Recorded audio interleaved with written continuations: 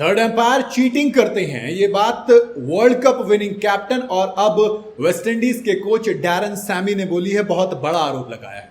Barbados के Bridgetown में Australia और वेस्टइंडीज के बीच टेस्ट मैच खेला जा रहा है। वही पहले टेस्ट मैच के 2 दिन के अंदर 4 बवाल, क्योंकि इन 2 दिन के अंदर 4 ऐसे फैसले आए जिन पर सवाल खड़े हो रहे हैं, जिसमें एक बार फिर से डीआरएस पर और थर्ड एम्पायर पर सवाल उठने लगे हैं। इन फैसलों का असर वेस्टइंडीज की पहली पारी पर पड़ा और वो भी बड़ी बढ़त लेने से चूक गए। थर्ड एम्पायर के इन फैसलों से टीम के हेड कोच डैरन सैमी काफी गुस्से में नजर आए और उन्होंने थर्ड एम्पायर एड्रियन पर बड़े आरोप भी लगा दिए हैं। दरअसल इन 3 कंट्रोवर्शियल फैसलों की शुरुआत बारबाडोस टेस्ट मैच के पहले दिन से ही हो गई थी, जब ऑस्ट्रेलिया के बैटर ट्रेविस हेड को नॉट आउट दिया गया। मैं खुद हैरान में था। दरअसल ऑस्ट्रेलिया की पहली पारी के 46वें ओवर में शमार जोसेफ वेस्टइंडीज के बॉलर हैं। उनकी एक बॉल पर ट्रेविस हेड के बल्ले का एज लगता है और शाई होप बॉल को पकड़ लेते हैं। हालांकि इस दौरान शाई होप थोड़े से कंफर्म नहीं थे और इसमें कोई नई बात नहीं है। तो फिर क्या होता है, मामला थर्ड एम्पायर तक पहुंचता है।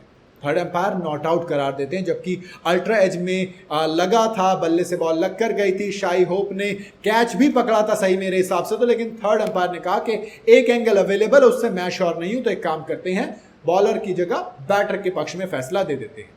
फिर आता है मैच के दूसरे दिन। पहले ओवर में कैप्टन रॉस्टन चेज बाल बच गए, जब ऑस्ट्रेलिया के पेसर जॉश हेजलवुड की बॉल पर वेस्टइंडीज के कैप्टन पैड पर बॉल लगा लेते हैं। जो ऑनफील्ड अंपायर थे वो नॉट आउट देते हैं, ऑस्ट्रेलिया कैप्टन डीआरएस लेते हैं। थर्ड अंपायर ने फैसला सुनाया कि बॉल बैट का अंदरूनी किनारा लेने के बाद पैड पर लगी। इसके बाद चेज नॉट आउट करार दिए गए, लेकिन इसके बाद वो एक गलत फैसले का शिकार बन गए। माने एक बार बचे, दूसरी बार नहीं बच पाए। दरअसल वेस्टइंडीज की पारी के 50वें ओवर में पैट कमिंस की बॉल पर चेज के खिलाफ एक बार फिर से एलबीडब्ल्यू की अपील होती है। ऑनफील्ड अंपायर ने वेस्टइंडीज के कैप्टन को आउट दे दिया। इसके बाद रॉस्टन चेज ने अगेन डीआरएस यानी कि रिव्यू लिया। थर्ड अंपायर एड्रियन ने अल्ट्रा एज पर स्पाइक के बावजूद इसे एलबीडब्ल्यू आउट दे दिया।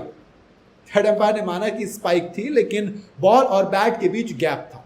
इस दौरान कमेंट्री कर रहे इयान बिशप ने कहा कि मैं इस फैसले से बिल्कुल भी एग्री नहीं हूं।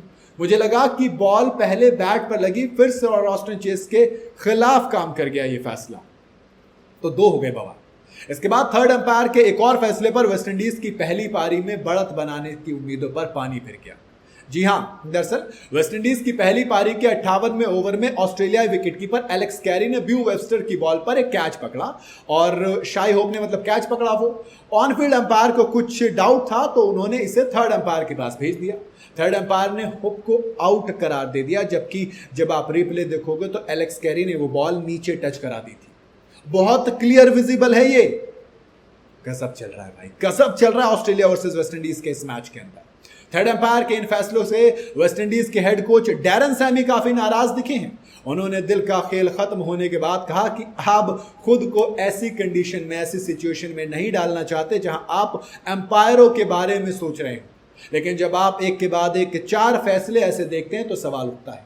इन फैसलों का असर इस टेस्ट मैच के रिजल्ट पर भी पड़ सकता है। ऑस्ट्रेलिया की पहली पारी 180 बना पाई थी, जवाब में वेस्टइंडीज 190 बना गई। ऑस्ट्रेलिया ने अपनी दूसरी पारी में दूसरा दिन का जब खेल खत्म हुआ तो 4 विकेट पर 92 रन बना लिए हैं।